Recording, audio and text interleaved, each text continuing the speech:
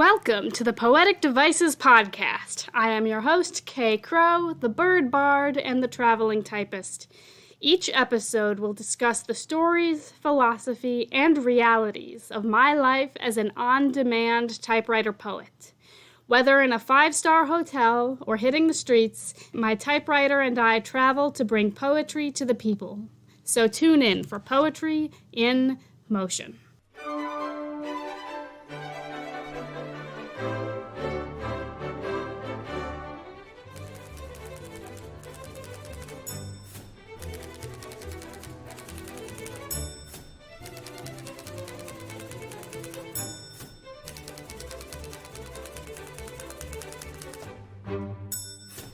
Oh, hello there, and welcome to the Poetic Devices Podcast. I am your illustrious host, Crow.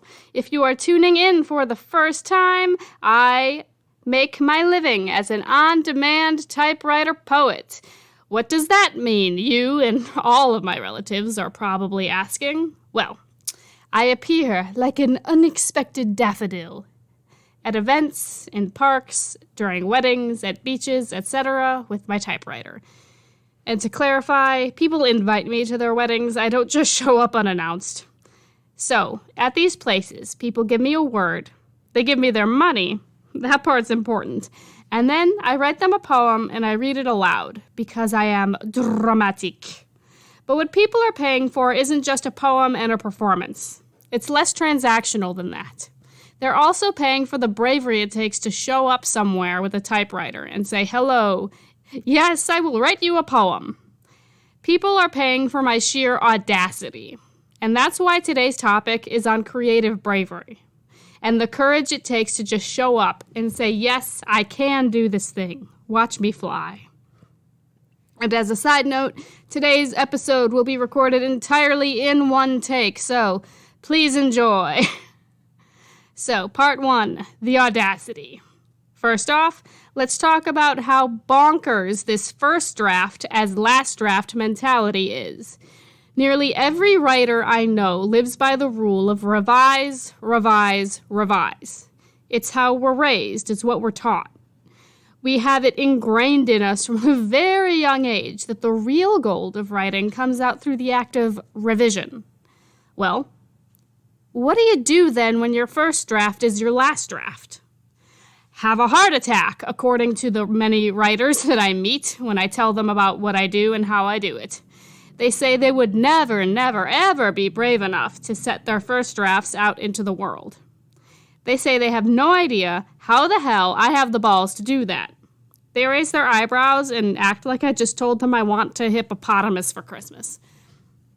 So, on-demand typewriter poetry is subversive in a lot of ways. It democratizes poetry and gets it out of the ivory tower and into the world. It brings art directly to the people. It invites strangers to play. It is an excellent model for practicing consent out in the world. And it turns everything you thought you knew about the writing process on its head. It is revolutionary because of its accessibility and its lack of pretense. This process and these methods gleefully abandon tradition, even as I'm working on machines that are sometimes over 100 years old. And there is a beautiful sort of irony in that, if you ask me. So, what happens when you abandon everything you thought you knew about the writing process and try something else? Well, to illustrate, let me tell you a story. Let me first get this out of the way and admit that the first time I did on-demand typewriter poetry, I was scared out of my freaking mind. It was 2021, and my friend Colty invited me to a small market at the Extraordinarium, which is a comic book and toy shop. Visualize like nerd paradise. There's this indoor mini-golf putt-putt court that they clear all the obstacles off and let all the vendors set up on. And there we were. There weren't very many patrons at the start, so Colty had a suggestion. They suggested that I warm up and write poems for the other vendors, pro bono, based on their store names. So I did, and I secretly delivered them. I remember one that I wrote. It was for this woman who was a Latina coffee roaster, and her store name was Bruja, Brewja, and I just love that store name, and I remember it to this freaking day. I wrote her a poem. I wrote a bunch of other people's poems, and the response I got was so heartwarming. I walked over, I slid them onto their table, and I walked away, and so many of them came back and gave me cake, coffee, and a couple of them actually paid me in cash money, which at the time blew me away. They loved it, and they were so generous and so kind, and I felt the connectivity that nowadays I've come to call typewriter magic. Now, you would think after that roaring success, I wouldn't have any problem going out on my own and street performing up a storm. Well, you would be so incredibly wrong, my friend. In April of 2021, we founded the Typewriter Tarts, and we went out and performed in tandem as a group. There was always the safety net of doing it with a group of people. It felt comfortable and it felt safe. Which, when you are a small person being perceived as a woman in public, is a real consideration. But it wasn't just a sense of physical safety. It was a sense of emotional safety, too. I was out there, but I wasn't alone. If I got rejected by some passers-by or people just weren't interested in the poetry that day, the group was there to help me shrug it off. Personally, I am prone to making things feel like a personal failure if they don't go my way, even when they're not. So the group really helped. Thing was, not everyone was always available to go out and street perform whenever I wanted to. I didn't get at the chutzpah to start busking solo until August of 2021, almost 4 months later. But as I did, I learned the ropes and my confidence grew. Nowadays, I throw on an entire street-performing costumed persona, wig included. Side note, I named the wig Belinda. I parade around town like a circus clown who doesn't give a single flying, let's say, duck. At events, on the street, I create surprise, immersive experiences for people. Part of it is what I call the big side quest energy that Stumbling on Me has. Part of it's the costuming. Part of it's the typewriter. But the linchpin is the wild proposition, give me a word and I will write you a poem. But I didn't start there. It took me time to get there. And the two things that held me back from starting this journey on my own were fear of the unknown and shame. So, part 2. Let's talk about shame. To do this work, you have to suspend your disbelief in your own inability. Now, I know that can be hard, but I've watched fantasy and science fiction movies all the time. You can suspend your disbelief that 9-foot-tall blue aliens are walking around on the screen on a distant planet, glowing in the dark. But you can't suspend your disbelief that maybe you could write something if you gave it a shot. Which of those two scenarios seems more unlikely? We're all conditioned to think we can't do it. That we can't do the thing, whatever it is. Well, I guarantee that you can. All that is stopping you is the fear that what comes out of you will not meet your own standards and the standards of those around you. Well, I have a secret for you. Screw the standards, at least in the beginning.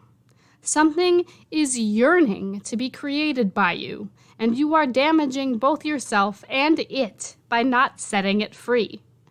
Also, I'm going to let you in on another secret.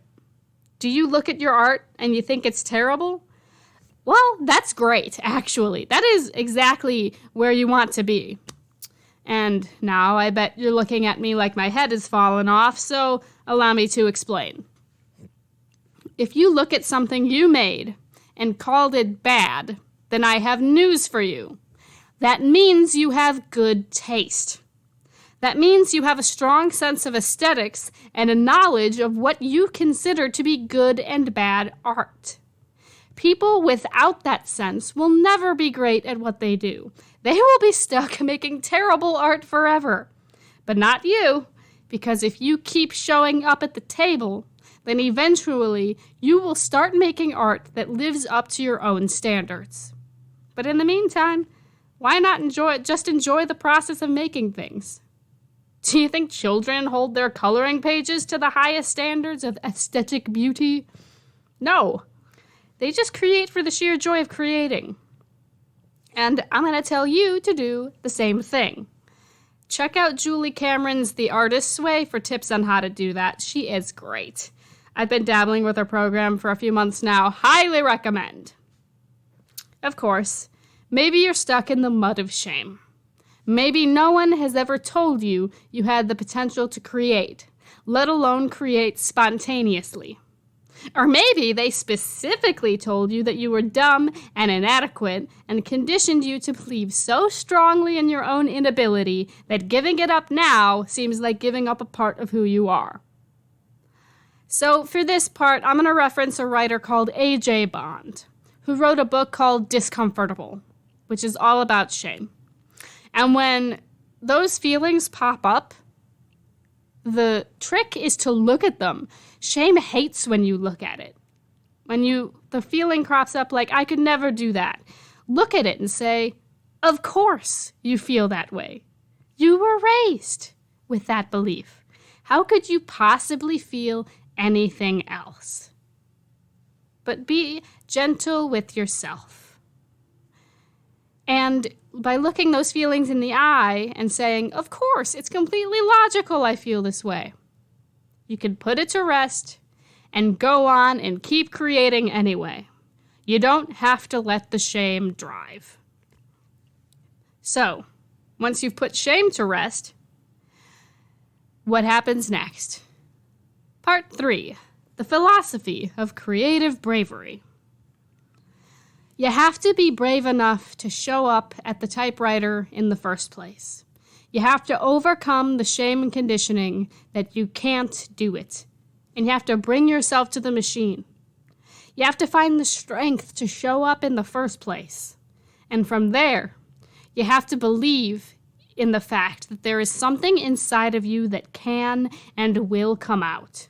You have to trust in yourself that in showing up at the machine, or the canvas, or the page, something is going to come out.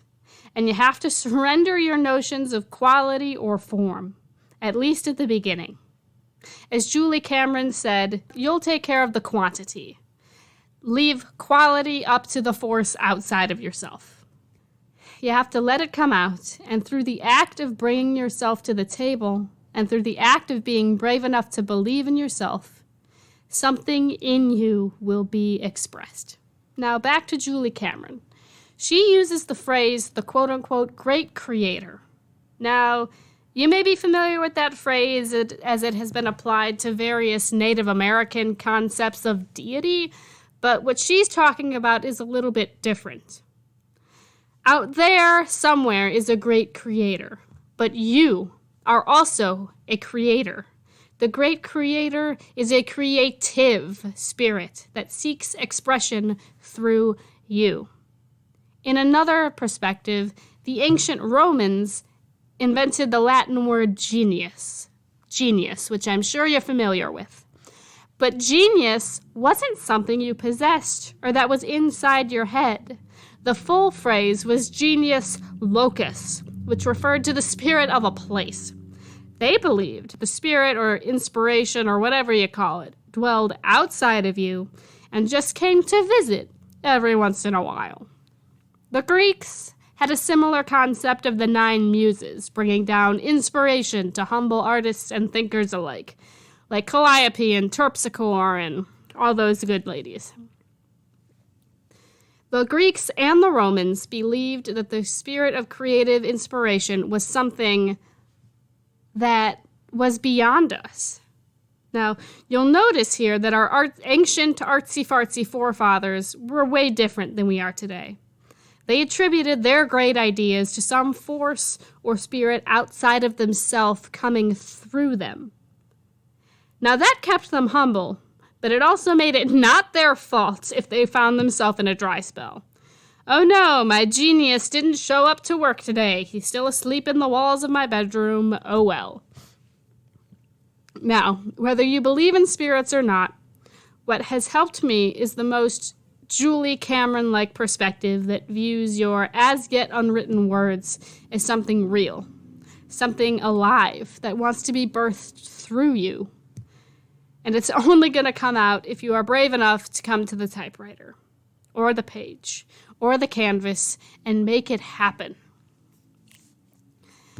Anyone who has ever done or watched improv comedy is familiar with the principle of yes and.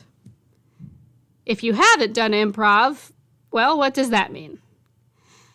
Well, when you're doing a scene with someone, you have to roll with their actions.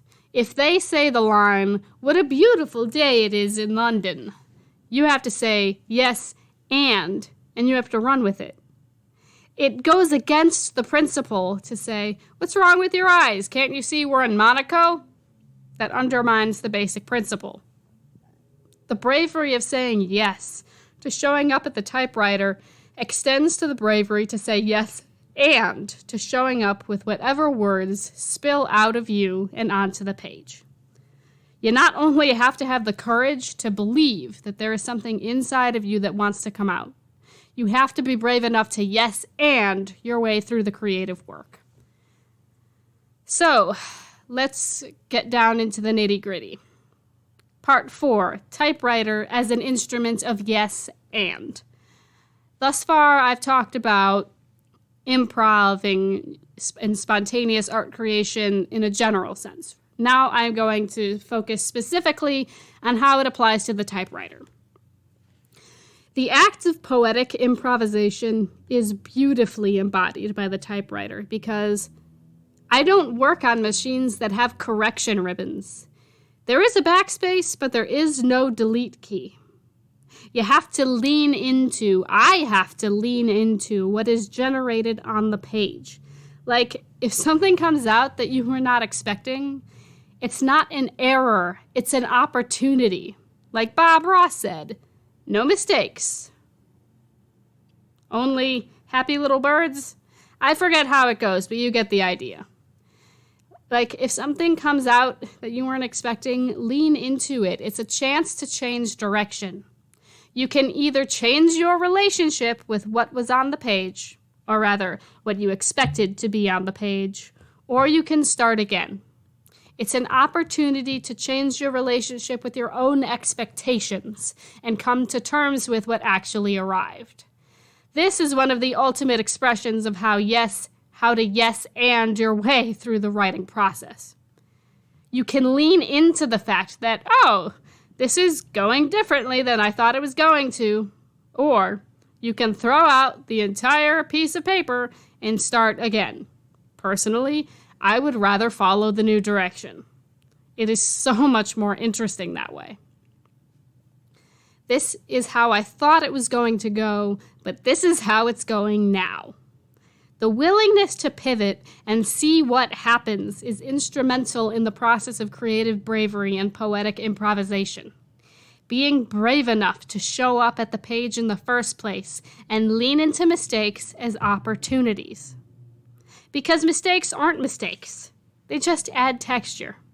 If I need to X something out, I'm going to go ahead and X something out. Do you need to type over something to get the correct letter in? Type over it. It leaves a mark, and it shows the journey of the tactile nature of the interaction between you, the typewriter, and the page.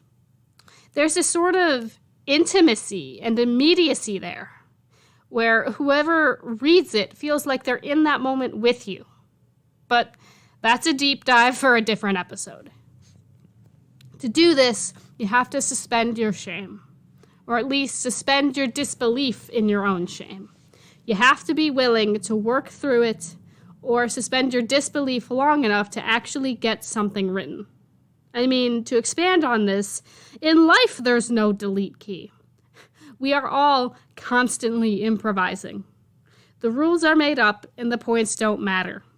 We are all constantly changing our relationship to what we've generated, both intentionally and unintentionally, spontaneously and deliberately in our lives.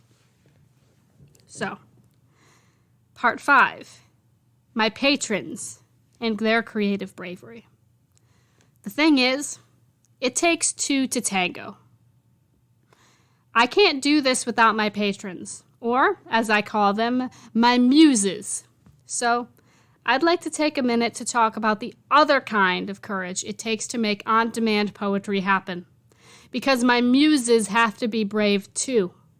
They have to be brave enough to encounter me in the wild, to opt in, and to trust me with their input and their vulnerability.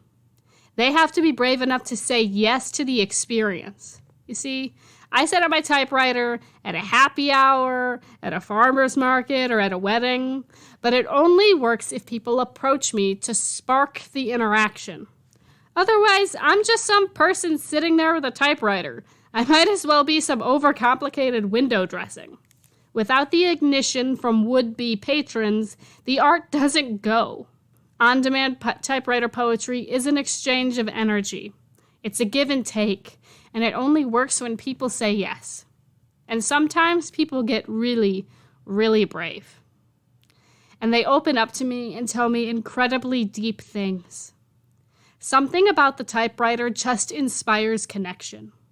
But that's for a future episode on the topic of spontaneous trust and radical vulnerability. I have a lot of future episodes in which I have a lot to say. But back to the topic, spontaneous typewriter poetry is an excellent model of consent and play out in the world. But for now, I want to focus in on what it means to have an art form that only works when people interact with it. This is another way that the whole idea of on-demand typewriter poetry is incredibly subversive. Normally, it's just a writer and the page, pouring their heart and soul into the work. But along I come with my weird notion that writing is a dance between myself and a stranger. And they have to be brave enough to give me their money and trust that whatever comes out will be good. In the past, I've had people ask me if the poems I write are going to be good, to which I respond, well, I can write you a bad poem if you want. Bad poems cost the same. You'd be surprised how many people actually say that. So, I'm going to leave you with a story of bravery from one of my patrons. That December, I was wearing a fox fur from a dead woman and this sweeping gown I'd pulled from a garbage bin. I had a 1976 Brother Charger 11 typewriter and an overlarge sign that shouted, "Poems!" This is where a stranger in pearls would tell me about her dead nephew. She would put her hand on her heart. She wouldn't quite clutch the pearls. She would cry, but that point hadn't arrived quite yet. She and her grief would come later. She's going to come because people will tell you all sorts of things over a typewriter. They will tell you about their love, and they will tell you about their loss. They will ask for poems about marriage and feet and birthdays and potatoes. People you don't know will become so incredibly human that sometimes you just have to go home and sob about it. This will be one of those times. We are very fashionable poets. Though we are on a budget, hence the trash bin dress, the typewriters demand nothing less. They are simultaneously time machines and poetic devices. They take people way back, but also way out and way in. My brother is sitting next to his sister, a 1954 Smith Corona Skywriter. Our table is at the bottom of an escalator in a building off of Michigan Avenue. When you descend the escalator, you have no choice but to see us. You're basically confronted with poetry. We are the weirdest thing at this Christmas market. People love their dogs. I write a lot of Christmas poems for dogs that day. People love their mothers, brothers, fathers, and aunts, so we write a lot of those too. People complain that we don't have envelopes. We make a note to buy some. We don't buy any. The woman arrives after 2 o'clock with her niece. The niece is a 20-something in dangerous black heels, and she looks like she can afford downtown rent. The woman looks like she can afford penthouse rent. She wanders off to look at vintage leather jackets. The niece asks for a poem and tells me about her friend who just got into University of Chicago.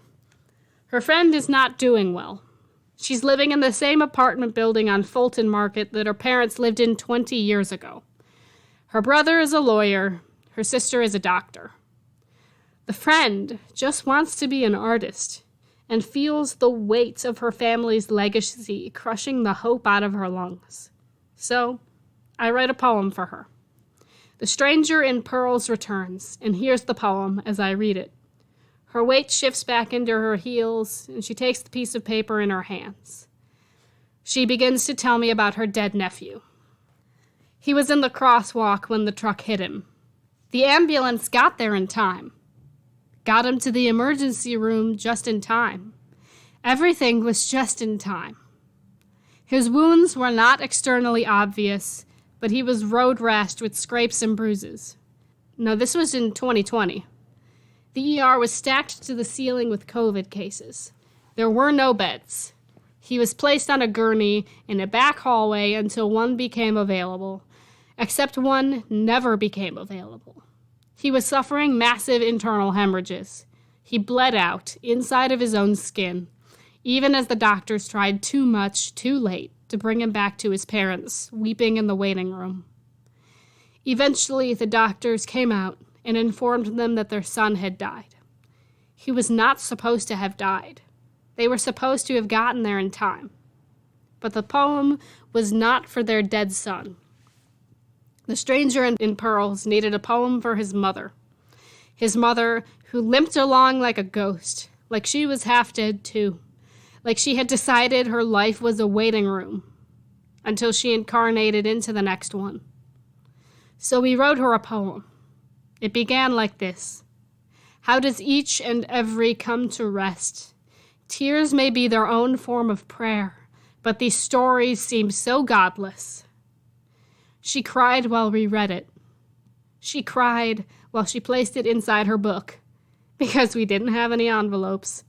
And she cried while she asked if she could hug us. We embraced, and she disappeared up the escalator and back out into the world. The stranger in pearls is not a stranger now. I only knew her for 20 minutes, but her humanity is far more imminent to me than most. I don't know what happened to her sister.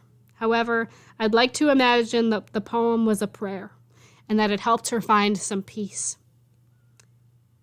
And that's a story about people's incredible bravery and what it takes to bring your heart and soul to a typewriter poet and let them help you metabolize your grief. That's why there are many forms of creative bravery out there, listener. And we've reached the end of our time. This has been the Poetic Devices podcast, last Tuesday of every month. I hope that you've enjoyed this recording. I'm not going back and editing it. You're getting the one take because, quite frankly, that's all my sick ass has the energy to give you. But I hope that you live poetically, and I will see you next time. Ciao for now.